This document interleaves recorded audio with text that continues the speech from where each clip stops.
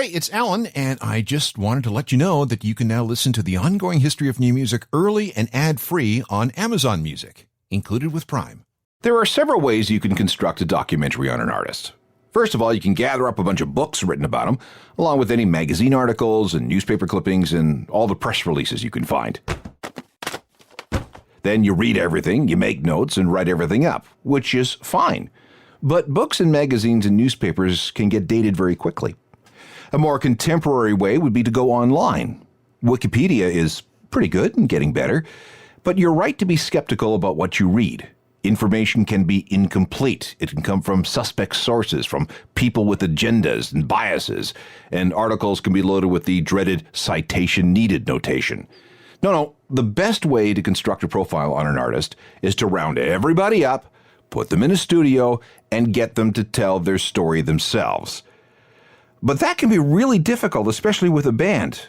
Beyond touring and recording schedules, everybody has their own lives and may even live in different cities. So putting everybody in the same place is often impossible. But it can be done. It took a while, but we did it. I have all 4 members of Billy Talent in one place, and they're here for one purpose: to tell their story in their own words. This is the ongoing history of new music, the podcast edition with Alan Cross.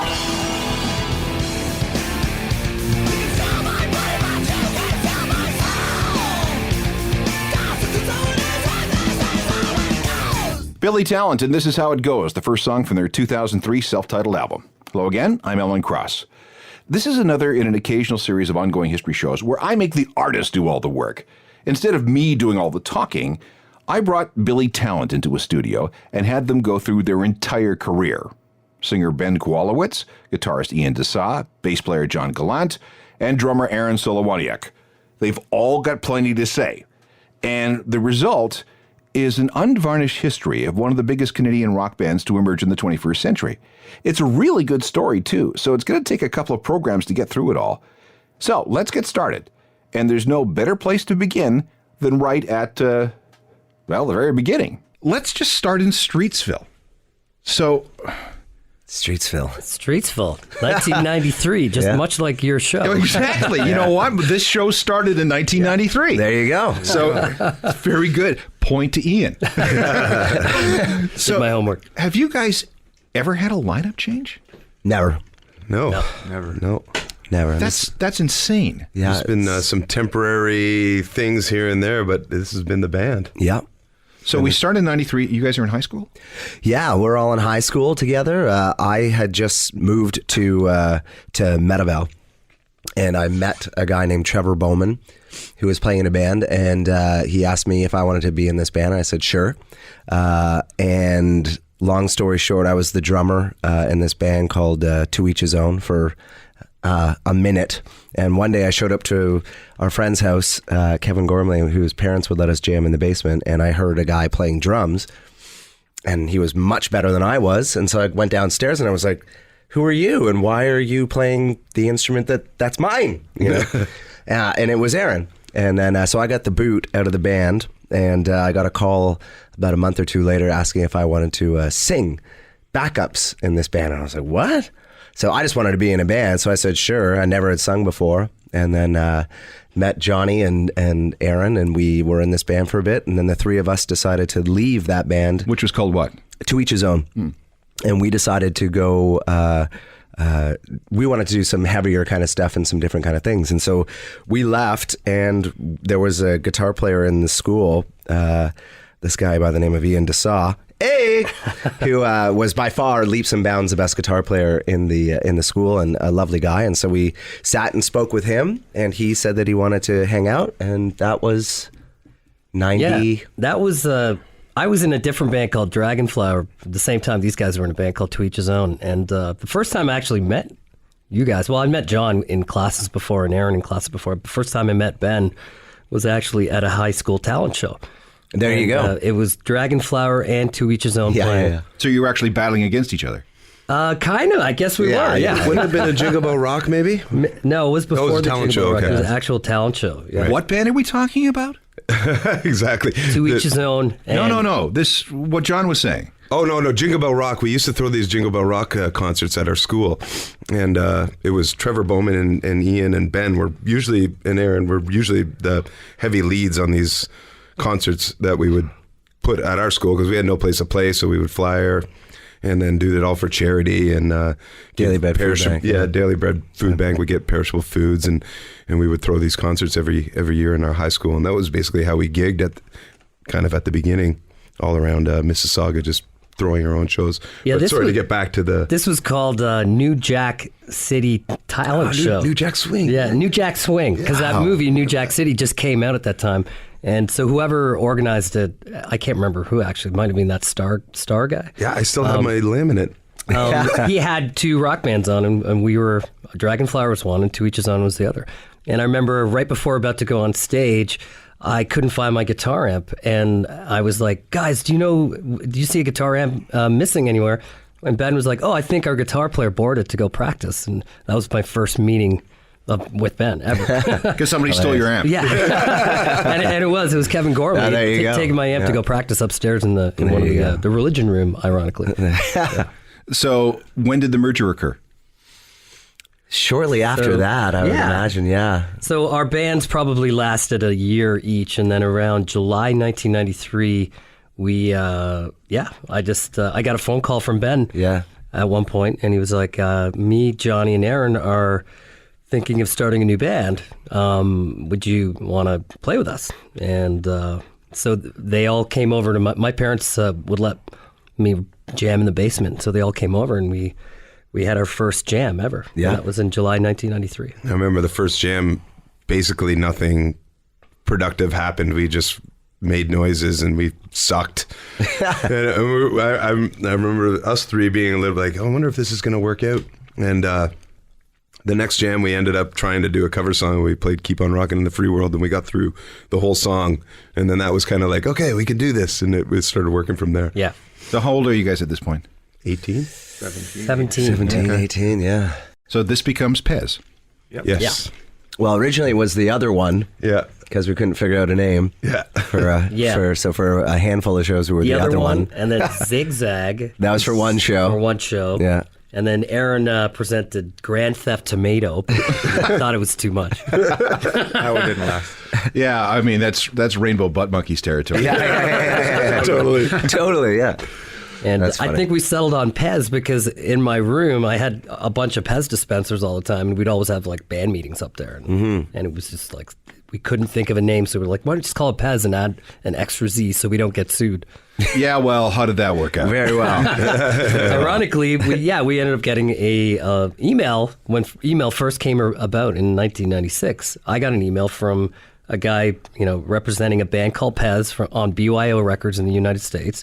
And he just basically said, we have records in Canadian stores, so you have to change your name. So it was another band, not the Pez people. No. Oh, so I always thought that it was the Candy folks that sent you the cease and desist. It was another punk band named Pez. Did we just ignore it for years? Because We kind of ignored it kept for a that- bit, and then we knew we had to change the name. Yeah, but we kept that name until 99. And they were nice about it. They were just like, hey, this is our band. Right. Stop Yeah. it. Well, we didn't have a Okay. deal at that point, so No, we were like, it didn't we'll just matter. keep playing. And at this point, you also have to keep in mind, and for the people listening, like there was no real like internet at that time. Like, No. there was no way of really knowing unless you had to dig. Well, you'd have to really go deep. to the record store and and Or- word of mouth and just hearing things, right? So I mean, that's how Nirvana ended up. Oops. Yeah. Picking out the wrong name. yeah. So you're playing. You become kind of. I started hearing about you guys. 97, 98, maybe. You were playing a lot of shows in and around the Toronto area, and you were becoming something of an indie sensation, I guess. Is that too strong? Yeah, I wouldn't say any sensation. Not that early. Yeah, we at that point, we would, in the beginning days, there was nowhere to play. So we would throw our own shows at the Masonic Lodge in Streetsville and Kinsman Hall. Kinsman Hall. And more or less, we would just, beg, borrow to put down a deposit to rent these places out. The people didn't know what they were doing, like the people that we were renting the place from. And we would, there's the classic story that we'd steal milk crates from behind like the local IGA and things like that. And we'd keep them in Ian's parents' basement. And then when we would have the show, we would put the milk cartons together and tape them up and steal drywall from local like housing units and make our own stage. Mississauga was under construction everywhere. Everywhere. Plywood at every corner. Yeah, we were picking up plywood. Like, Aaron's dad worked for Chrysler too, so we bore these large trucks and basically not steal but borrow milk, We actually would milk return crates it, and though. plywood, and we'd go return it after it. the show's done. Yeah. But You would return your plywood. Yeah, we would. And So there are the- houses in Mississauga that are made with former Billy Town stages. Yeah. most likely. Yeah. And Never milk thought about it crates that that way, were yeah. used as stages at some point. I remember one time there was like 500 milk crates in Ian's basement, and his mom would come down and say, Ian, what are you doing with all these milk crates? My- Don't worry, Mom, it's all good. And My parents' basement reeked like rotten milk, sour milk. for about like 3 weeks. It was amazing. Yeah, I used to work at a grocery store. I know that smell. Yeah. It's like baby puke. Yeah, totally. Yeah. We'll get to the earliest Pez recordings ever made, but first let's try something a little more current. This is the third single from Afraid of Heights. It's Time Bomb Ticking Away. Watching the time bomb ticking away. Watching the time bomb, nobody cares till it's too late. Time bomb ticking away inside. I think you're gonna make us laugh. It's to make us cry. This world is a better place. Billy Talent and Time Bomb Ticking Away from Afraid of Heights. Okay, back to the days of Pez. Here's Ben, Ian, John, and Aaron talking about the first recordings they ever made. So Pez actually records an album or something. we recorded a couple of tapes first. Yeah, there was a couple tapes we recorded first in my parents' basement on Johnny's. He used to have a 4-track, and back then that was a hard thing to find, and he had a Tascam 4-track. So we recorded our first 4-song demo in my parents' basement, and we called it Demo Luca. And that was done in '94, and we used that to try to get shows downtown. So our first big break downtown was we gave this tape to a guy named William New, who had the Elvis Mondays at the old El Macombo Monday nights. Downstairs, yeah. And, like months went by, he never called. And finally, we got a phone call on a Monday at like 6 o'clock. At the last minute, he said, I had a band cancel at 9 o'clock. Why don't you guys come up and play? And I think that was kind of what started our whole Toronto thing for 4 guys from Mississauga. When he saw us, Jeff Rogers also saw us, and they kept. Jeff had Handsome Boy Records at the time, and William kept booking us, and we ended up doing a bunch of those Elvis Mondays nights, and from there we met so many other bands like the Salads, Flashlight, just a lot of Toronto bands, and we got into different circles and started getting other gigs. So we have Demo Luca. Does that tape exist? Demo Luca, yes. Does it exist anywhere? Yeah. Yeah, it's hard You to can find it on eBay now. Yeah. There was only 100 copies made. Well, look at this. From Demo Luca, here's Pez and Happy.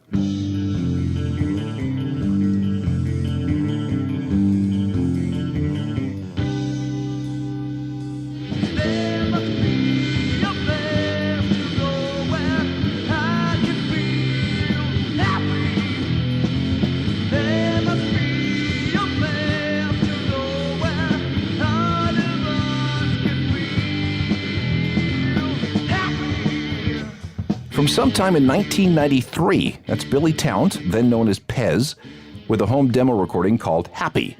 And we'll hear more of that kind of stuff when we come back in just a sec.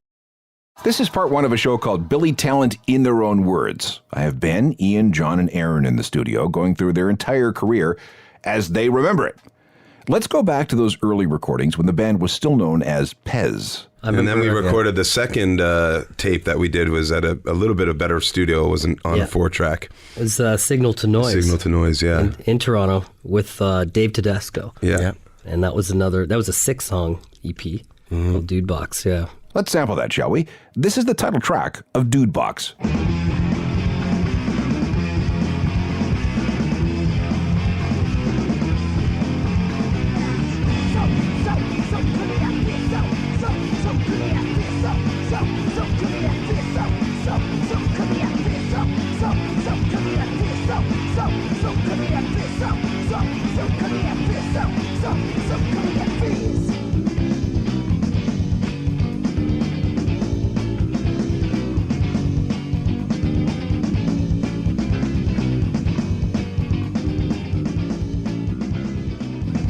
Billy Talent, still known as Pez, with the title track of their second demo cassette, Dude Box.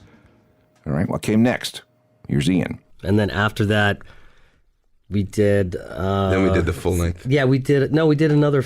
We did a full length. Yeah, with Daryl Smith at Chemical Sound, and that came out. And in Brad 19 Nelson. That was 99. Yeah, Brad Daryl Nelson. Smith and Brad Nelson at Chemical. So that was and- Watouche. That was what. That was what. And that one's still available. I think I have a copy someplace because I think you might have given me one. Perhaps, yeah. But we, that was a weird time for us because again, we're all working our jobs, and we finally felt like we were part of a community in the city. But again, now things are so, everything's just put into these little categories. But back in the day, like we would play with, Flashlight Brown, and they were like a punk rock kind of ska band. And then we'd play with like hard rock bands, and we play like there was no, it didn't matter necessarily what genre you were. It's just you were part of this thing. So every night you can go out and play with all these different kinds of bands. And that's why our band never really fit in with like a scene, because we were just we'd play with whoever, and then when we made Watouche, we actually had some songs. We were trying to figure ourselves out, I guess, now in retrospect, in hindsight. But, we had a guy named Brad Nelson who took a chance on us, and he had done the Headstones and had done all these kind of like, bigger Canadian bands at the time. So it was a big deal for us. And he was working at a place called Tattoo Music. And we would graciously, great big music. Yeah, back then. It's called Tattoo now. Now it's now, yeah. And we would go and record at night when the studio, because it was like a jingle kind of studio, but we would go record there at night for free. And actually, the first time we were making Watouche, we walk in, and I remember I was going to go get a cup of tea, and Alanis Morissette was standing in this kitchen, and it was just us and Alanis, because she was friends with the owner, Tim and Tom Thorney. Yeah. They were working with her at the time. And she was massive at this time, right? Like this is that's just after huge. Jagged Little So Pill. this would be 98, so 95. Yeah, so she's superstar. superstar. Yeah, selling And 40 million records at the And time. she we was were just in the blown away. kitchen, yeah. And then she ended up coming in and like listening to our tunes and hanging out, and was so cool and gave us good advice and Made us spaghetti. And made us some spaghetti. Anyway, that was a weird thing. So then when we finished this record, we again, on Aaron's credit card, we produced, I think, 500 or something like that the first run. Yeah, I think we made 500 the first time. Yeah. And then we would try to get on to like Canadian Music Week and all that kind of circuit. Yeah. And it ended up kind of working. It worked. Yeah, it got reviewed in Now and stuff like that. For guys who had no label and did everything themselves, it did get out a little bit. Yeah. So we were pretty. You had no management either at this No time. management, know, nothing. nothing. We didn't know what the hell we were No, doing. we had like a handful of like temporary managers at the time. Yeah. That helped us out, like Susan Jazvac, and Yeah. Andrew Lounsbury. Yeah, Yeah. just people that Just would guys that donate would their help time, out literally, and- to help us. This is Pez from the Watouche album, released on July 23rd, 1999. The song is Eminem. And you came to me like my alarm, like I got first, like I said in my yard. Now I only wear black, so maybe then they will see. I'm just a shadow of what I think I'm supposed to be. A psycho killer, what qu'est-ce que c'est? It doesn't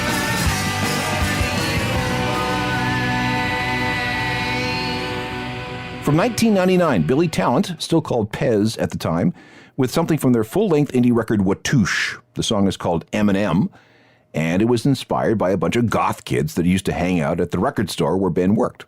All the guys had various day jobs back then. So in the real world, you guys still had jobs. So Oh, yeah. Aaron, when were you at Chrysler? Well, I would have been working at a car auction at this time, and then Chrysler would have happened shortly after that, 96. You were working on the 97. line Working on the line, yeah. in Brampton. Great job. Good pay. What was your gig? What were you doing? Oh man, I would insert 6 screws every 46 seconds for 500 times a day at the bottom of a door that came up. It was the craziest job I've ever done in my life, because you just leave your brain at the door and you don't really talk to anyone. Sometimes you make friends with people, but for the most part you're basically a robot. And 6 screws, 46 seconds. and a torque wrench and a sticker, and you just do that all day. For a hell of a paycheck, though, because he paid for all of our demos. Yeah. Is that true? Yeah, when we were making the demos, I would just max out the credit card to pay for the studio time, and then we'd eventually pay it back. But we just needed money, and I had a credit card because I had a job at Chrysler. So Aaron was the only one with a credit card at He's this the only point. one with a job. So you were the good job. You were the anyway. Billy He had a Talent good banker. yeah, Wow. What were you doing, Ian? At this point, I was going to the Ontario College of Art, and at nights and weekends, I worked at a Kelsey's as a line cook, and dishwasher. On the line at Chrysler, on the line at Kelsey's. we both worked at Golden Griddle as busboys together, way One back too. in the day. Crazy. John, At that point, I think I was in Humber in '96 for music. I only did that for a year, and then I ended up switching over to and taking a business program through school, and then working, trying to make ends meet that way. It was where I worked just like part-time jobs. Ben. I dropped out. And then, I don't know what I was doing. What year was that? What year are we on here? Yeah, that's another thing too. It depends on the year. I mean, I would say 94 to 96. I was the king of part-time jobs. Like I worked at Second Cups, I worked at delis, I worked at a music shop, I worked at Music World, I unloaded airplanes for a long time. Whatever. Like I was doing 3-4 jobs, because by the time I was 17, I was kind of living by myself and living with my brother. So to try to like pay for rent, I just did whatever was going, When did you work for me? I worked here. This is it kind of goes back into this weird, symmetry of the universe of, I was working at Mode Robes on Queen Street selling pants. And I remember a guy named by the name of George Strombolopoulos would come and see us play because we were playing at like Ted's Wrecking Yard and all these. We kind of became like the cancel band. So when there was like a Vaughn Matzel, who was a big part of our success in the early days, she would book us at Ted's, and if there was a cancellation, we would always play. Or Lasky at the Horseshoe, he ended up we would play new music nights and do these kind of things. And then eventually George heard about us and came to see us play, and we ended up kind of becoming chums. And I remember watching the movie Office Space, and then the next day I went into Mod Robes and I quit. And I called George and I said, hey, I want to get a job in radio. How do I do it? Where would I start? And he said, well, email this guy, Phil Evans, at The Edge. So long story short, I email him, I come into work, or I go to the interview, and I sit down with him, and I said, he had like a stack of resumes on his table, and he said, when did you graduate from radio television? I'm like, I didn't. He's like, well, when did you graduate from high school? I'm like, I didn't. And he's like, well, why should I give you the job? And I was like, because I'll work harder than anybody else. I'll come here early and I'll stay late every day. I promise. And I left and thought to myself, well, that didn't go very well. And as I was walking home, he called me and said, you start Monday. And he saw something in me, which was great. And then, and then I would work for you. The morning show was Humble and Fred. You were... I was in the afternoon. You were in the afternoons, yeah. And I would sit there and, I was should explain what Ben was doing. There was a desk. We had a storefront studio. Yep. And that's where all the listeners came to pick up prizes Correct. and ask questions about the radio station. Yep. The radio studio was also down there out in the open, so anybody could come off Yonge Street in Toronto. True. And basically assault anybody in the radio studio. Correct. Because there was no security whatsoever. No. So part of your job was throwing your body in front of me to protect me against the crack addicts that would come off. You're the street. welcome. Yeah, thank you. You're welcome. No, I'm not the biggest fellow in the world. But he did work hard. And I remember Phil coming to me one day saying, that young kid, what's his name? Ben something. He's quitting. I go, oh, that's too bad. He was a nice young fellow. We always used to go next door to Starbucks and get me coffee. Yeah. He goes, he's got this band that, they're kind of like Rage Against the Machine. And they're going to make a go of it. And then, okay, well, good luck, young Ben. Yeah. Follow your dreams. Yeah. And well, here we are. The Billy Talent backstory is so deep that all we've done up until now is talk about the years before they adopted the name Billy Talent. But now we're up to 1999, and it is time. That part of the tale starts next. This is part one of Billy Talent in their own words. I have Ben, Ian, John, and Aaron recounting the entire Billy Talent story. And we're finally ready to start talking about them as Billy Talent. How did you end up getting signed after that? So there's a bit of a break man. between Watouche. That's like, I don't know, late summer '99. Yeah. And Billy Talent doesn't emerge with an album until almost 4 years later. Yeah. So what happened in that 4 year gap? There's one more demo that's it's the Green album, and it's like a 4-song demo, and we only made like 200 or 250. Yeah, not very many. And we recorded, basically, we kind of decided, okay, if we really want to do this, we really need to focus in on our sound, because Watouche was just all over the place. It had all our influences, and every song sounded different. And we literally just kind of focused our sound into one thing. And that ended up being the 4 songs on this Green EP. And it was just called the Billy Talent EP. And it had a song called Try Honesty on there, Cut the Curtains, This Is How It Goes, And Beach Balls. and Beach Balls. And we recorded that out in Burlington at the Music Gym with Justin Coop. Justin Coop. Yeah. Let's hear that. This is an early release of Try Honesty. And it's with this recording that the Billy Talent sound starts to come through. Forgive me, Father, I shut your father. Try honesty, try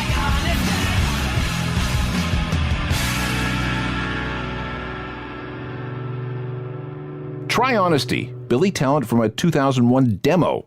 That's actually a CD that saved the band. But that was a dark time, though, as well, because Yeah, just prior to that, because that was Yeah. a rebirth. Like that CD, That was- that Green EP represented saved like us. the rebirth Yeah. of Yeah. our band. How so? well, Aaron had been diagnosed with MS, Yep. which obviously threw us all and for a loop, and especially Aaron, if you want to talk about that. Yeah, and for me, at that time in my life, I had to make the decision of staying at the good job that paid well and had benefits, or I had these 3 guys saying, "Come with us. We're gonna do this thing that we've always dreamed of doing." And that's a hard thing to grasp as a 24-year-old man who's, have my family telling me to do one thing and have my brothers telling me to do one thing. So, but I had to do it. Like I still remember the day quitting the Lime. Like it's not something that many people get to do in life, is to quit such a good job with good benefits. But I was really just chasing this dream of being a drummer, and it just meant so much more to me because I was going through so much hard stuff in my life at that point. So yeah, it was a huge rebirth for me personally and the band. Very, Yeah, it was a- risky, very brave. Yeah. Yeah. It was a really dark time, and then John had left the band for a few months, and then right after that, I was like, "This is not happening anymore." The whole band's we've been together for 7-8 years, and I took a job in Montreal. Yeah, you were driving back and forth in Montreal. Yeah, so every second weekend I'd drive home and try to get rehearsals going and stuff, which ended up at one point just being me and Ben and Aaron occasionally, and then. In Montreal, I started working on this song named Try Honesty, and came back and showed Ben. And at this point, it was just me and Ben working on songs, and that song became like the catalyst for a new era of our band. Mm-hmm.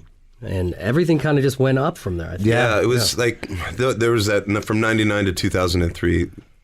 Ian and I went to college and university. Ben went to college for a year. Aaron everything was just life happening in your early 20s, as everybody does. You start meeting girls, and there's jobs and rent and all this stuff, and all that stuff pulls you away from your band. And Ian was actually before you were working in Montreal before I left the band, because it was one of those things where he was working in Montreal, and then he was coming back, and they were working on music a lot, but it was just.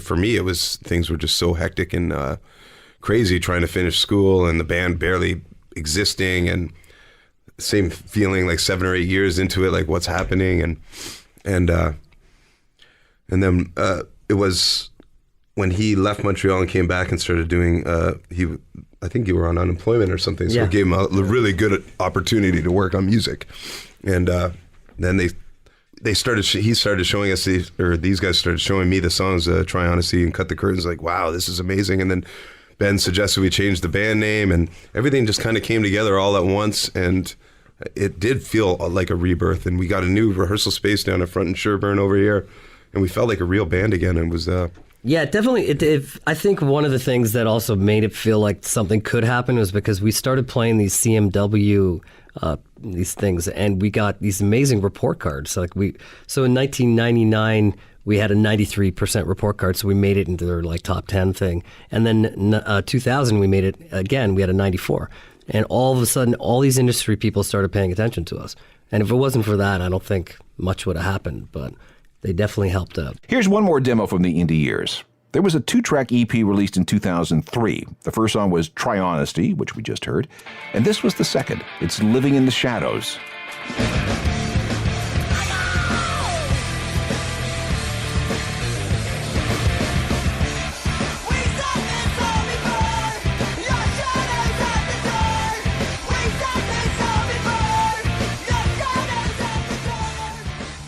Billy Talent, and one of the very last things they'd released before signing their first record deal.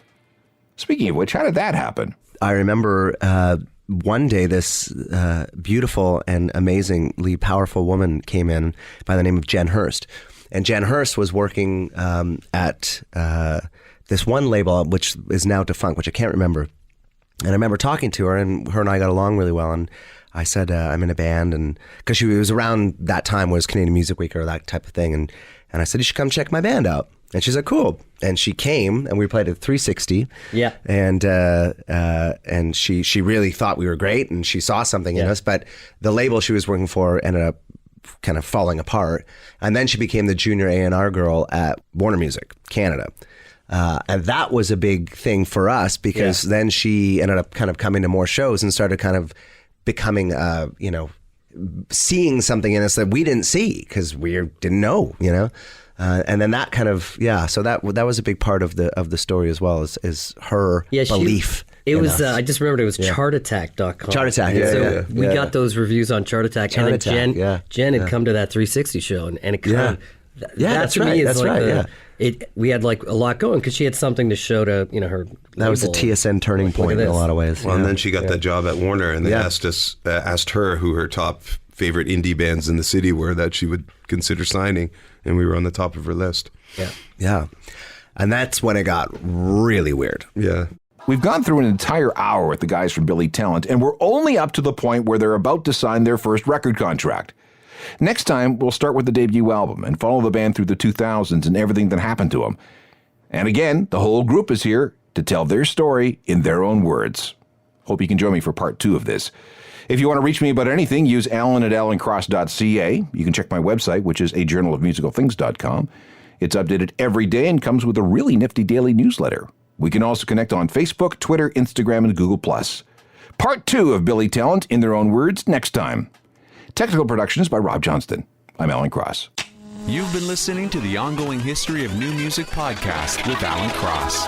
Subscribe to the podcast through iTunes, Google Play, Stitcher, Spotify, and everywhere you find your favorite podcasts.